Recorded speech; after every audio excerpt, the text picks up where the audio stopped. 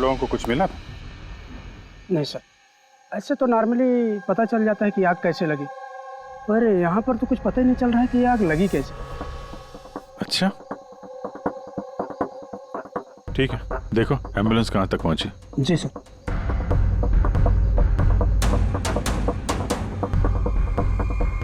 बहुत बुरी तरह से झुलस गया। कमाल है, कुछ पता ही नहीं चल रहा है कि आग कैसे लगी है।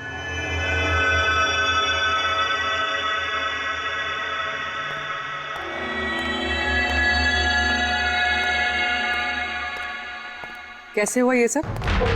सब कुछ तो बिल्कुल ठीक था, पता नहीं ये आग कहाँ से लग गई। इतने सारे लोगों की बद्दुआएं तो लगेंगी ना। क्या कहा तुमने? पता चला था सर कि दिलीप साहब किसी कोर्ट के केस में फंसे हुए थे। काफी बड़ा चक्कर था, लेकिन अभी कुछ दिन पहले छूट भी गए थे। काफी लोग नाराज भी थे इस बात से। कहीं इसी चक्कर में किसी ने दिलीप को मार तो नहीं दिया? नहीं, कोर्ट ने बरी कर दिया था मेरे पति को, उन्होंने कुछ भी नहीं किया। क्या केस क्या था? 9 साल पहले जीजू के थिएटर में आग लग गई थी, जिसके कारण कुछ लोगों की मौत हो गई थी और सारा इल्जाम जीजू पर आ गया था। ऐसे कैसे हवा में आग लग सकती है? जरूर किसी की प्लानिंग है। किसी पे शक है आप लोगों को? कौन कर सकता है? कोई भी कर सकता है, अनीता भी कर सकती है। कौन कौन अनीता? टोनी की वाइफ, और वो आज यहाँ आई भी थी। अरे भूल जाओ।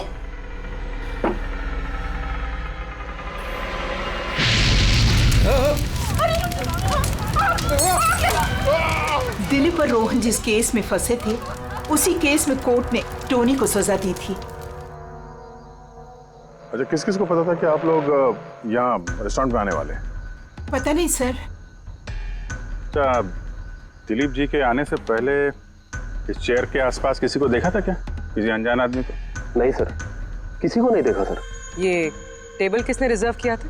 दिलीप जी का फोन आया था, कह रहे थे कि हमारे लिए टेबल रिजर्व रखो। हमेशा यहीं बैठते थे, इसी टेबल इसी चेयर पर। रेगुलर कस्टमर थे हमारे। किसी को पहले से पता था कि दिलीप यहाँ इसी टेबल पे बैठेगा? सर, कुर्सी के पास तो ऐसी कोई चीज नहीं है जिससे आग लग सकती हो। कमाल की मिस्ट्री है यार। सीसीटीवी कैमरा,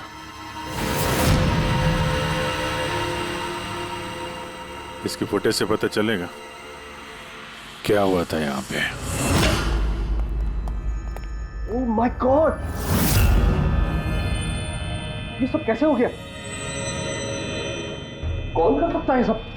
उसी ने जिसने दिलीप का खून किया, सबूत मिटाने के लिए। तो ऐसे कैसे कोई मॉनिटर रूम में घुसा है? सिक्योरिटी कहाँ है तुम्हारी? सर, इस रूम में सिक्योरिटी की जरूरत ही नहीं है। इससे पहले कभी ऐसा हुआ ही नहीं है। सर, सर मुझे नहीं लगता उसके पास टाइम होगा सीसीटीवी फुटेज डिलीट करने का। सर, उसने बस तोड़फोड़ कर दी है। अगर हम किसी एक्सपर्ट को बुलाते हैं सर, तो वो शायद हार्ड डिस्क से रिकवर कर पाए।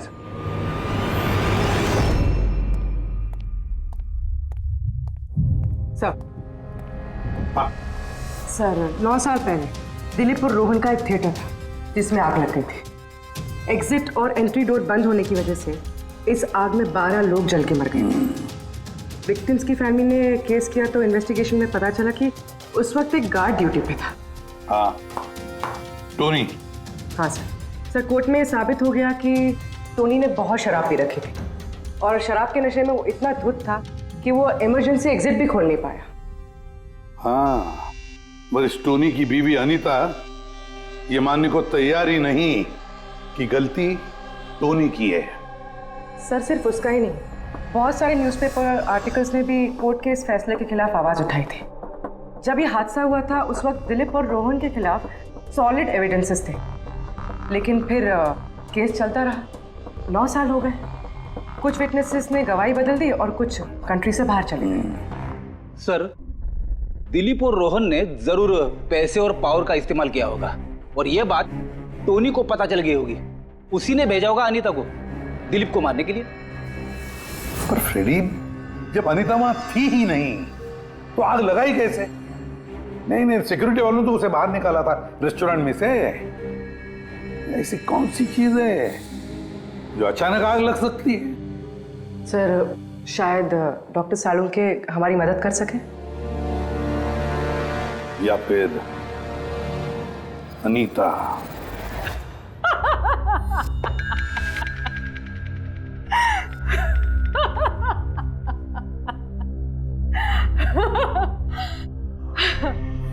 किस बात पे इतना हैरान है? मेरी हंसी पे क्या दिलीप की मौत पे? दिलीप की मौत पे तुम इतना खुश क्यों हो रही हो? अब मैं खुश नहीं होंगी तो और कौन होगा? कल रात रेस्टोरेंट से निकलने के बाद तुम कहाँ गई थी? जेल, अपने पति से मिलने। वार्डन के पास सारे रिकॉर्ड हैं, आप चाहें तो चेक कर सकते हैं। वो तो हम करेंगे, और ये भी कि आखिर तुमने वो आग लगाई कैसे? कोई काला जादू किया तुमने? दिलीप को अचानक आग कैसे लग गई? काला जादू आता तो जरूर करती, पर मैं बहुत खुश हूं। ये दिलीप भी उसी तरह तड़प तड़प के मरा है जिस तरह 9 साल पहले वो बेकसूर लोग मरे थे, जिसकी सजा मेरा पति टोनी भुगत रहा है। तुम ये कैसे कह सकती हो कि टोनी की गलती नहीं थी? तुम तो वहां थी नहीं। मैं वहां नहीं थी, लेकिन टोनी यहाँ था। उस दिन उसकी तबीयत खराब थी। उसने अपने मालिकों से, रोहन और दिलीप से कहा वो जल्दी घर आ गया आग लगने से पहले। गलती उन दोनों की थी। अरे पुराना दरवाजा ठीक ही नहीं करवाया, जिसके कारण वहां आग में वो लोग झुलस के रह गए। मेरे पति की गलती नहीं थी, उन दोनों की थी। तो बहुत गुस्सा आया होगा ना तुम्हें? दोनों को मारने का भी मन किया होगा। 12 लोग मरे हैं वहां। मुझसे कहीं ज्यादा गुस्सा उन लोगों के परिवार वालों को आया होगा, पर वो बहुत खुश होंगे अब दिलीप की मौत की खबर सुन के। बहुत खुश होंगे। वो लोग और भी खुश हो जाएंगे जब रोहन चल के मरेगा।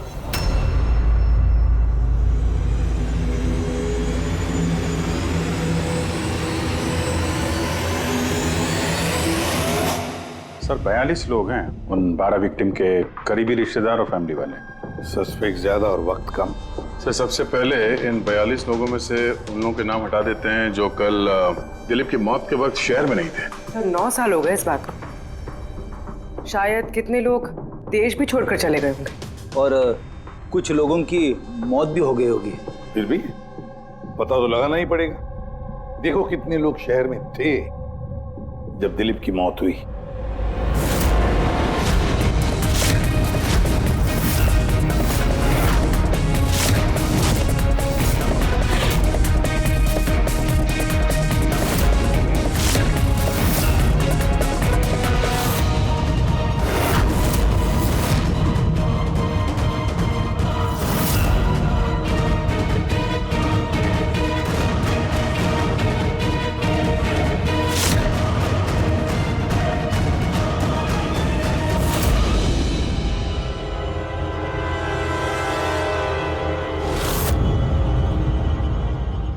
हाँ पंकज, कितने बजे? 27 लोग हैं सर, जो उस वक्त शहर में थे, और उनके पास दिलीप को मारने की वजह थी। ठीक है, बुलाओ सबको ब्यूरो में, देखते हैं क्या कहानी सुनाते हैं ये लोग अपनी बेगुनाही की। जेम्स, तुम्हारे पिताजी 9 साल पहले थिएटर में लगी आग में जलकर मर गए, है ना? Yes sir. आपके हस्बैंड फिल्म अकेले देखने गए थे? उस दिन मैं बिजी थी, इसलिए वो अकेले ही चले गए। कल रात कहाँ पर थे तुम? सर मैं अपने फ्रेंड्स के साथ था। सर मैं पासपोर्ट ऑफिस गया था। उन दोनों को मैं ऐसे बच के नहीं जाने दूंगी। तो क्या किया तुमने? सोचा कि दिलीप से फेस टू फेस मिलूंगा और उससे पूछूंगा कि तुमने ऐसा क्यों किया। सर उसके बाद मैं अपने फ्रेंड के साथ घर पे गया। मैं अपनी वाइफ के साथ मॉल में था। सर आप मेरे फ्रेंड से पूछ सकते हैं। सर मैं उससे मिलता तो रेस्टोरेंट तक जिंदा नहीं पहुंच पाता। दिलीप को उसके किए की सजा मिल गई। मुझे मालूम चला रेस्टोरेंट से कि दिलीप के साथ क्या हुआ तो दिल को सुकून मिला सर। अब बचा रोहन, उसको भी उसके किए की सजा जरूर मिलेगी। अब इन 27 लोगों में से उन लोगों के नाम रहने दो जो घुमा फिरा के जवाब दे रहे थे और जिन्होंने अपने जवाब पहले से ही तैयार करके रखे थे।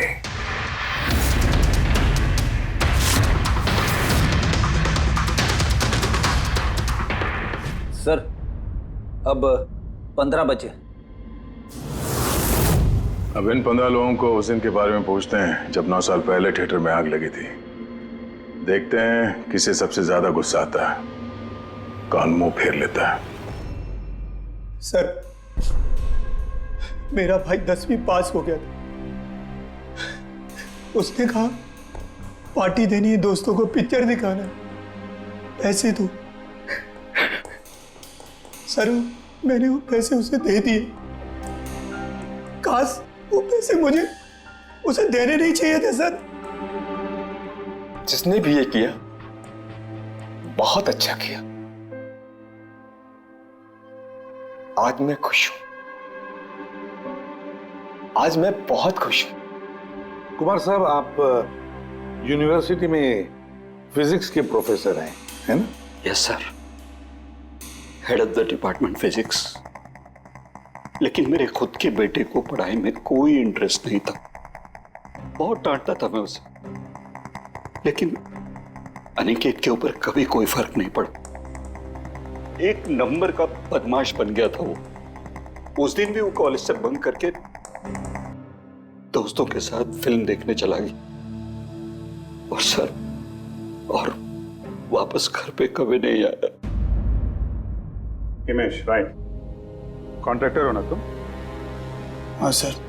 हिमेश, 9 साल पहले तुम अपनी पत्नी के साथ फिल्म देखने गए थे उस थिएटर में। नई शादी हुई थी मेरी, सलोनी के साथ फिल्म देखने के लिए गया था।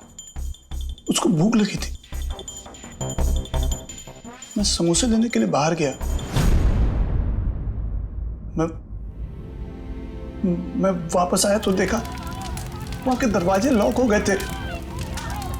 वहां अंदर से लोगों के चिल्लाने की आवाज आ रही थी और धुआं निकल रहा था वहां से। मैंने सब दरवाजे खोलने की बहुत कोशिश की।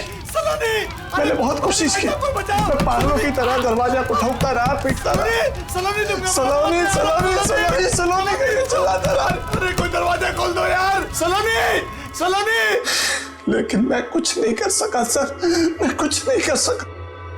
अपनी सलोनी को मैं बचा नहीं सका। वहां पे एक गार्ड भी था ना, टोनी, उससे भी दरवाजा नहीं खुला क्या? नहीं था सर। वहां कोई और गार्ड, किसी और को देखा था तुमने? कोई नहीं था सर, कोई नहीं था। मैं 9 साल पहले जो बात कोर्ट में कहा वही आज कह रहा हूं। जब सिनेमा हॉल में आग लगी थी उस वक्त टोनी वहां पर नहीं था सर।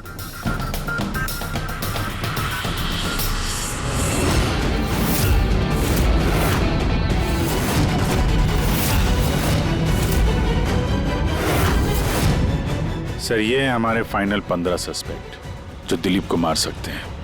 सो कॉप्स कह रहे थे कि फायरमैन को भी पता नहीं चला कि आग का एग्जैक्टली सोर्स क्या था। उन लोगों को तो जनरली ढूंढ कर पता चल जाता है कि वहां पर ऐसी कौन सी चीज थी जो तुरंत आग पकड़ती है, लेकिन उन्हें पता नहीं चला।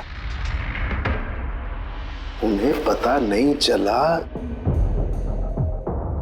उन्हें इसलिए पता नहीं चला क्योंकि उस चीज की ना तो कोई खुशबू थी ना कोई रंग था। एग्जैक्टली सर, मतलब अगर लिक्विड होता ना तो इस दिलीप को पता चलता जब वो चेयर पे बैठता, उसे फील होता। और अगर पाउडर होता तो हमें टेस्टिंग में पता चल जाता। इसका मतलब ये तो गैस, जिसका मतलब ये गैस है। गैस? तो इसीलिए उस फायरमैन को पता नहीं चला कि किस चीज से आग लगी है। इनफ्लेमेबल गैस बॉस, जिसे सिर्फ एक स्पार्क की जरूरत होती है आग पकड़ने के लिए। अच्छा, मुझे एक बात समझ में नहीं आ रही है। दिलीप इस कुर्सी पर बैठा था तो गैस कुर्सी पर आई कहां से? कुर्सी से ही। क्या? कुर्सी से? वो ऐसे बॉस, जिस चेयर पे ये दिलीप बैठा था उसके नीचे की तरफ किसी ने ज्वलनशील गैस का स्प्रे किया हुआ था। मरते वक्त दिलीप के कांटेक्ट में 2 चीजें थी। एक तो ये चेयर जिस पे वो बैठा था और एक वाइन का ग्लास जो उसने हाथ में पकड़ा हुआ था। हमने ये दोनों चीजें चेक की तो इस चेयर के ऊपर से हमें इनफ्लेमेबल गैस के कुछ ट्रेसेस मिले। बॉस, हमारे आसपास वातावरण में स्वतः ज्वलनशील पदार्थ होते हैं जो कभी कभी स्पॉन्टेनियसली जल जाते हैं, जैसे कि मार्श गैस एक नेचुरल बायोगैस है और ज्वलनशील गैस इसका मेन कंपोनेंट है। मतलब इनफ्लेमेबल गैस कभी भी हवा में ऐसे ही जल जाती है? नहीं फ्रेडी, अपने आप नहीं। जब वातावरण में बहुत ज्यादा गर्मी पैदा हो जाती है और वो वातावरण की ऑक्सीजन के साथ मिल जाती है तो एक सुपर हाई टेम्परेचर का निर्माण होता है जिसकी वजह से ये आग लगती है। लेकिन सालून के साहब, वहां तो ऐसे कोई हाई टेम्परेचर वाली चीज थी नहीं। एग्जैक्टली, ऐसा कोई डायरेक्ट सोर्स नहीं था जिससे गर्मी पैदा हो सके बॉस। इसीलिए मुझे लगता है खूनी ने कोई एक्स्ट्रा डिवाइस का इस्तेमाल किया है ये अचानक इतना ज्यादा टेम्परेचर बढ़ाने के लिए। और ये कुर्सी तो तैयार बैठी थी, इसे तो सिर्फ एक स्पार्क की जरूरत थी। पर सर, ऐसे कोई हीट कैसे पैदा कर सकता है? हाँ, कर सकते हैं ना पूरी। जैसे उदाहरण के तौर पर मैग्नीफाइंग ग्लास पर सूरज की किरणों को खास तरीके से फोकस करके हम बचपन में कागज जलाया करते थे।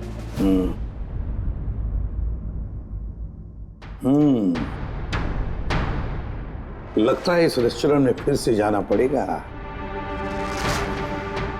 पता लगाना पड़ेगा किस चीज से आग लगी है।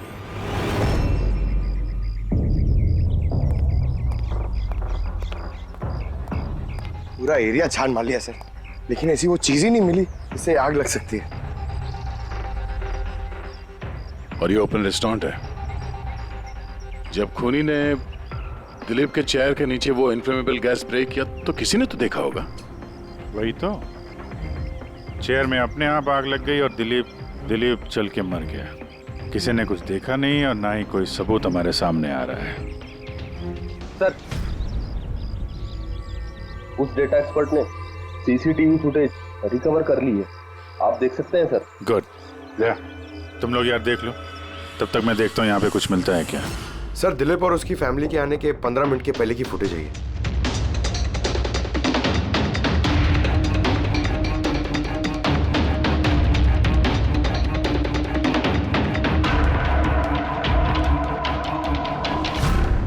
ये कुर्सी चेंज कर रहा है। इसका कोई दूसरा एंगल है क्या इसी टाइम का? चेक करो। एक मिनट सर।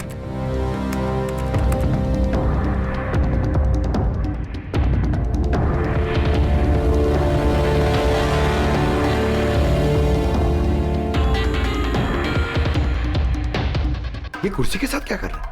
गैस स्प्रे कर रहा है क्या? हाँ, उसने अपने चेयर पे गैस स्प्रे किया और उसने अपनी कुर्सी को उस कुर्सी से बदल दी जिस पे दिलीप बैठने वाला था।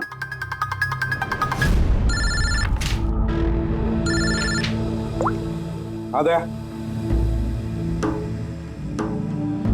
अच्छा, great, good work, good work. क्या हुआ सर?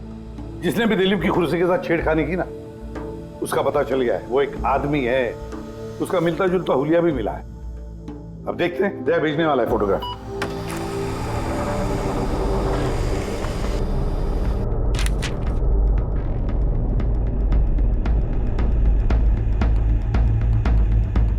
खूनी इन बचे लोगों में से ही कोई एक है, इन्हीं में से एक। और अब इसका अगला शिकार रोहन है।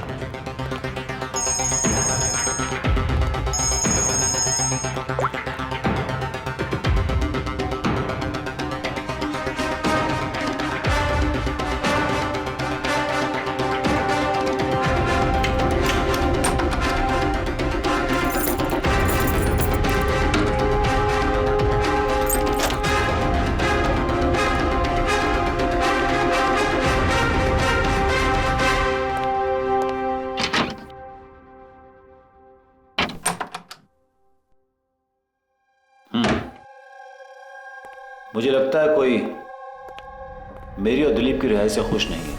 मेरी जान को खतरा है यहाँ पर। I will talk to you later, bye. Sir, everything is okay. All right, तुम यहीं पर रहना और किसी को भी अंदर मत आने देना। Be alert, okay? Okay sir.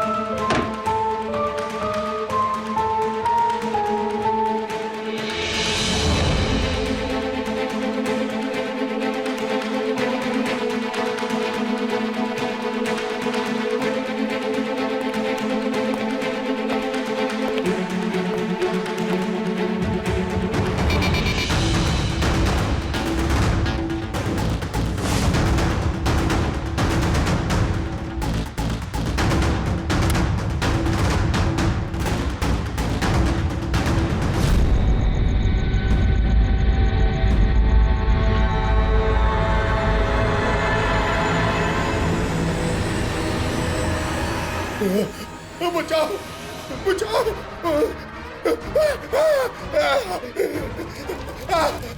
बचाओ परे परे बचाओ बचाओ कोई है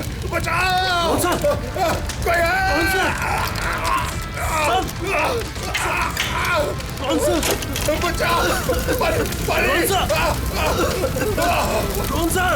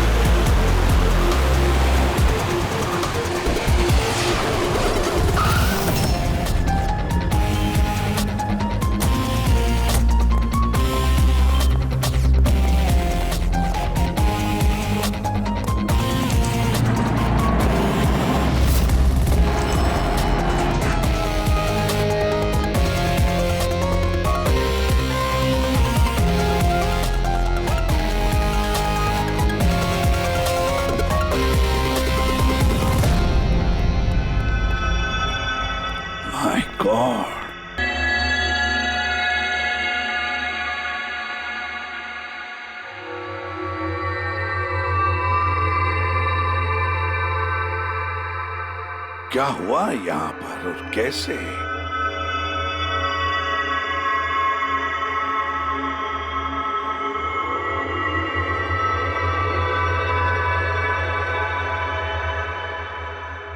यहाँ पर भी और किसी किस्म की कोई स्मेल नहीं सिवाय इस जली हुई लाश की बदबू के। यानी ये मर्डर भी इन्फ्लेमेबल गैस से हुआ है? शायद। ये सब हुआ कैसे? हाँ? सर मैं रोहन सर का बॉडीगार्ड हूं सर। अच्छा, तो फिर ये आप लोग कहाँ थे जब ये सब हुआ? सर रोहन सर ने मुझे बाहर निगरानी के लिए कहा था, तो थोड़ी देर के बाद सर उनके चिल्लाने की आवाज आई तो मैं उनके कमरे की तरफ भागा, लेकिन सर दरवाजे के चारों तरफ से धुआं देखा तो मैं दूसरी चाबी से दरवाजा खोल के अंदर गया तो देखा कि सर रोहन सर जले पड़े थे। आप लोगों को भी कुछ पता नहीं है? कमाल है, कमरे के अंदर कोई लीड नहीं मिला, शॉर्ट सर्किट नहीं हुआ है, ये पर्दा अंदर से बंद है, ये विंडोज परमानेंटली क्लोज्ड है, कोई बाहर से अंदर भी नहीं आ सकता। अब बाहर से अंदर कोई व्यू भी नहीं है, कोई देख नहीं सकता, तो फिर आदमी मरा कैसे? इससे लगी है आग बॉस।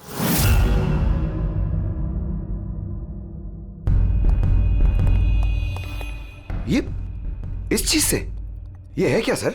फिलामेंट है। फिलामेंट? इलेक्ट्रिक बल्ब के अंदर का फिलामेंट। और जब इस फिलामेंट में इलेक्ट्रिक करंट पास होता है तो ये गर्म होकर के लाल हो जाता है। बॉस, खूनी ने भी इसी टेक्निक का इस्तेमाल किया है उस ज्वलनशील गैस को जलाने के लिए।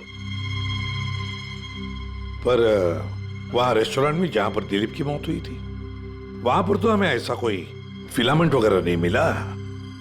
बस इतनी छोटी सी चीज है, वो खुली जगह है, उड़ गई होगी शायद कहीं। लेकिन यहाँ तो पूरा कमरा बंद है, इसीलिए पलंग के नीचे मिल गया मुझे। लेकिन सर, फिलामेंट से करंट पास होने के लिए वायर्स का कोई ना कोई कनेक्शन तो होना चाहिए ना बेड तक। होगा, यही कहीं होगा जरूर। तो पूरा बेड चेक कर लिया हमने, कमरा चेक कर लिया, ऐसा तो यहाँ पे कुछ भी नहीं मिला सर। दया, वो दरवाजा कैसा? मैनेजर। Yes sir. वो दरवाजा कहाँ खुलता है? सर दूसरा रूम है जो इस रूम से कनेक्टेड है सर। अब वैसे ये रूम सील्ड रहता है, इसे कोई खोलता नहीं सर। खोलो दरवाजा। Yes sir. आइए सर।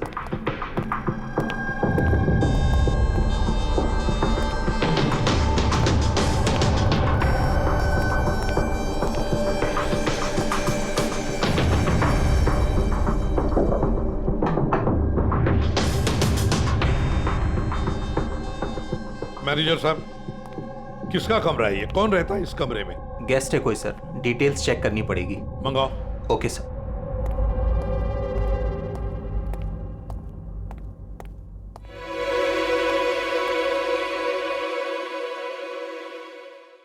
सर, वहां उस कमरे में जो कुछ भी हुआ है सर, वो इसी कमरे से किया गया। लेकिन अगर करंट इस रूम से पास किया गया है तो यहाँ से उस बेड तक कोई ना कोई वायर तो होनी चाहिए ना। और अगर वायर अगर होती तो बॉस रोहन को दिखाई भी देनी चाहिए। हाँ, शायद उसके बॉडीगार्ड ने भी देखा हो। बुलाओ उसके बॉडीगार्ड को। आप आओ यहाँ।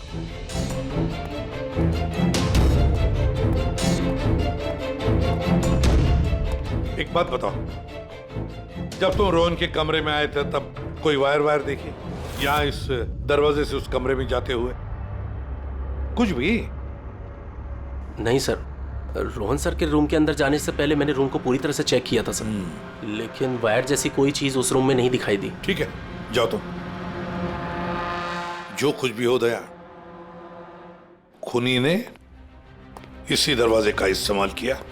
इस दरवाजे से वो रोहन के इस कमरे में आया, उसने बेड पर इन्फ्लेमेबल गैस स्प्रे किया और किसी भी तरह से फिलामेंट को करंट दे दिया। बस फिलामेंट गर्म हो गई और इन्फ्लेमेबल गैस ने आग पकड़ ली, रोहन की मौत हो गई।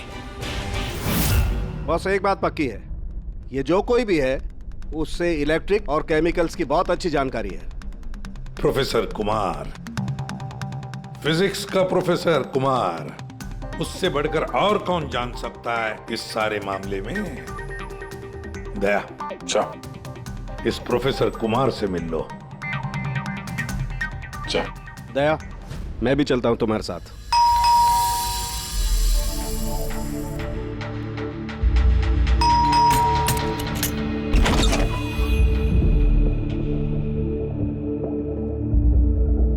प्रोफेसर कुमार है घर पे? हाँ है, लेकिन आप लोग? सीआईडी। सब ठीक तो है ना साहब? हाँ, उनसे कुछ पूछताछ करनी है। कहाँ है वो? बाहर बच्चों को पढ़ा रहे हैं, मैं बुला के लाता हूँ। कोई बात नहीं, हम देखते हैं।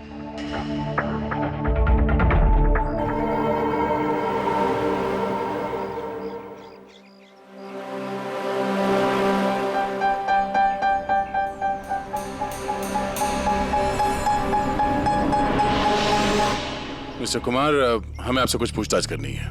पूछिए, क्या पूछना है? इसे पहचानते हैं आप? ये तो फिलामेंट है। गुड, सही पहचाना आपने। आपको पता ही है फिलामेंट हमें कहाँ से मिला? ये तो आप ही को पता होगा कहाँ से मिला आपको। रोहन के बेड के नीचे से। कल रात उसी बेड पे रोहन जल के मर गया। व्हाट? रोहन की भी डेथ हो गई? कल रात आप कहाँ पर थे? रात 9 से लेकर सुबह 3 बजे तक। आप मुझ पर शक कर रहे हैं? ये हमारे सवाल का जवाब नहीं हुआ मिस्टर कुमार। कल मैं पूरा दिन और पूरी रात घर पे ही था। कोई गवाह? जी हाँ, मेरा नौकर रामू और विकास। Please come here.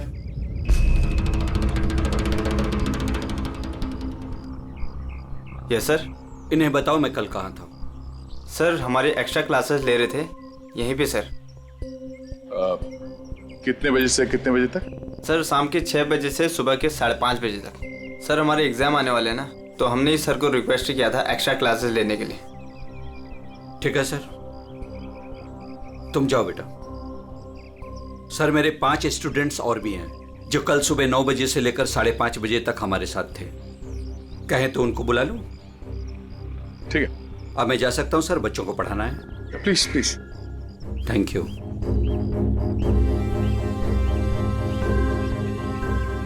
हाँ तो बच्चों में ये कह रहा था कि बिना सोल्डरिंग वायर के भी हम मदरबोर्ड फिक्स कर सकते हैं with the help of adhesive conductor.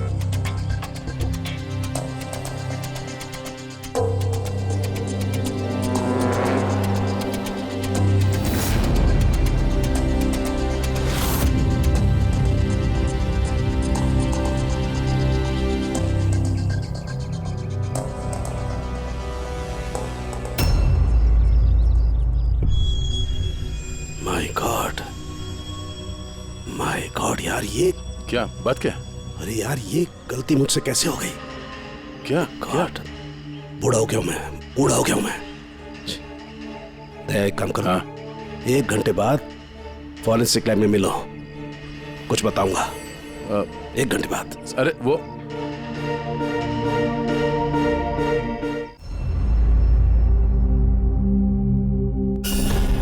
लो बस एक काम करो, इस स्विच से इन बल्ब्स को जलाओ। इस स्विच से? इस स्विच से? हाँ हाँ इस स्विच से। यार ना कोई कनेक्शन है, कुछ है, कैसे जलेंगे ये? तुम सवाल मत किया करो, कभी कभी मेरी बात भी मान लिया करो यार। कभी कभी। ये ले। क्या सर, ये तो कुछ हुआ भी नहीं। होगा होगा। अरे क्या होगा? होगा ही नहीं। अरे होगा यार, बिलीव नहीं होगा। 1 मिनट। क्या इसकी तबीयत ठीक है ना? हाँ? तो पता नहीं क्या हुआ है, वो जब से वो प्रोफेसर कुमार से मिलके आया ना, बस बल्ब के साथ ही खेले जा रहे हैं। बात बताओ, वो फिंगरप्रिंट्स का क्या रिपोर्ट आया? वही जो फिंगरप्रिंट्स उन्हें होटल वाले से लिए थे और रूम में उठाए थे। तो फिंगरप्रिंट्स तो बहुत सारे मिले, लेकिन सारे स्टाफ मेंबर्स के ही हैं, उसके अलावा और किसी के नहीं मिले। ये कैसे हो सकता है? तो भाई साहब जरा इधर भी ध्यान दीजिए। हाँ हाँ ध्यान है। हाँ।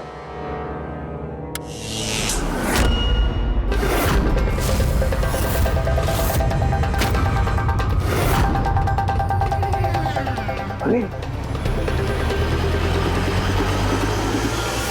सर ये बल्ब जलने कैसे लगे? क्या बात है सालुंके साहब, बिना वायर के सारे बल्ब जला दिए। लेकिन सालुंके साहब ये सब आपने किया कैसे? ठीक वैसे ही हुआ ये फ्रेडी, जैसे कि खूनी ने किया था उस दिलीप की कुर्सी पे और रोहन के बेड पे। जादूगर सालुंखे, जरा साफ साफ बताइए आपने ये किया कैसे? करंट क्या हवा में से आया? हवा में से नहीं आया बॉस, करंट आया है इलेक्ट्रिक पेंट के जरिए। Electric paint? हाँ इलेक्ट्रिक पेंट। दरअसल बिजली के जो तार होते हैं वो मेटल के होते हैं, और metal is a good conductor of electricity, इसीलिए करंट उनमें से पास होकर के जाता है।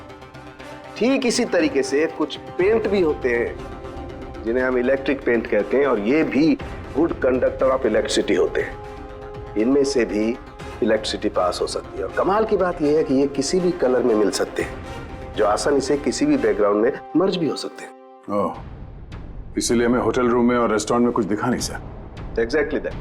खूनी ने दरअसल होटल के कमरे का और रेस्टोरेंट के फ्लोर का दोनों का कलर इस कलर के साथ मैच किया, इसीलिए हमें दिखाई नहीं दिया। तो ये इलेक्ट्रिक करंट, आई मीन ये जो इलेक्ट्रिक पेंट है, ये आसानी से मिल जाता है? हाँ मिल सकते हैं। दरअसल इलेक्ट्रिक सोल्डरिंग और रिपेयरिंग के काम में आते हैं, और इनकी सबसे बड़ी खासियत यह है कि ये आमतौर पर नंगी आंखों से दिखाई नहीं देते, सिर्फ इंफ्रारेड लाइट में ही ये दिखाई देते हैं। मैं दिखाता हूँ।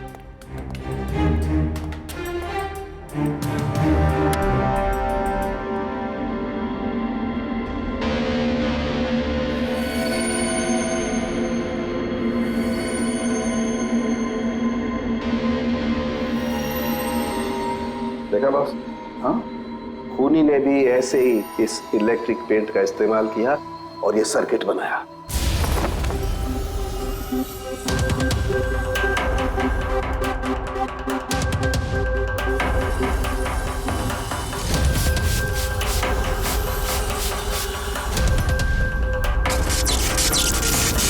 एक बात तो पक्की है, ये जो भी कोई है उसे इन सारी चीजों की पक्की जानकारी है। मगर सर, इनमें से खूनी कौन है? इस प्रोफेसर से तो मिल लिए सर, ये तो नहीं है। ये बंसी बंसी तो एक क्लर्क है, और मुझे नहीं लगता कि एक क्लर्क को साइंस की इतनी जानकारी होगी। सर, इनमें से सबसे ज्यादा पढ़े लिखे तो ये प्रोफेसर ही लग रहे हैं। कोई ऐसा जो प्रोफेसर जितना इंटेलिजेंट तो नहीं है, लेकिन इसे इन सब चीजों की जानकारी है।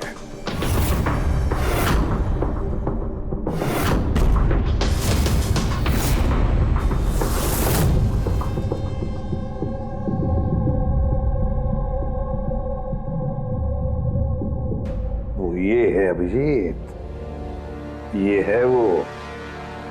याद है क्या कहा था इसने, कि क्या काम करता?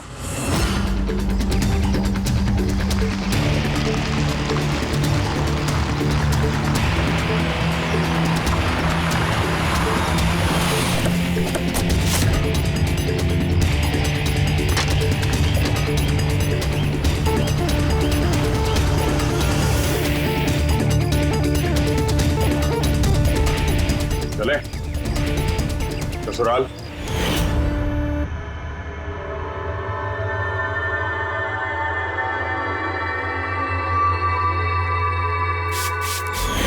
दिलीप और रोहन पर केस हुआ था, लेकिन मुझे मालूम था अपने पैसे और पावर के दम पर वो छूट जाएंगे। लेकिन उनके पास पैसा था तो मेरे पास दिमाग। कई महीनों तक उनका पीछा किया, वो कहां जाते हैं, क्या करते हैं, किससे मिलते हैं, सब कुछ। आखिर मैंने दोनों को मारने की तरकीब ढूंढ ही निकाली, इलेक्ट्रिक पेंट्स और सर्किट्स के जरिए। ये दोनों के बारे में मुझे अच्छी खासी जानकारी थी। बस दे दी दोनों को सजा, दोनों को मार दिया जिंदा जलाकर, जैसे उन्होंने मेरी सलोनी को मारा था। उमेश, तुम्हारी पत्नी के साथ जो कुछ भी हुआ उसका हम सबको अफसोस है, लेकिन दिलीप और रोहन को मारकर तुम्हें क्या मिला? क्या तुम्हारी पत्नी वापस आ गई? बदले की आग में तुमने 2 लोगों की जानें ली। कानून तुम्हें कभी माफ नहीं करेगा, तुम्हें कड़ी से कड़ी सजा होगी।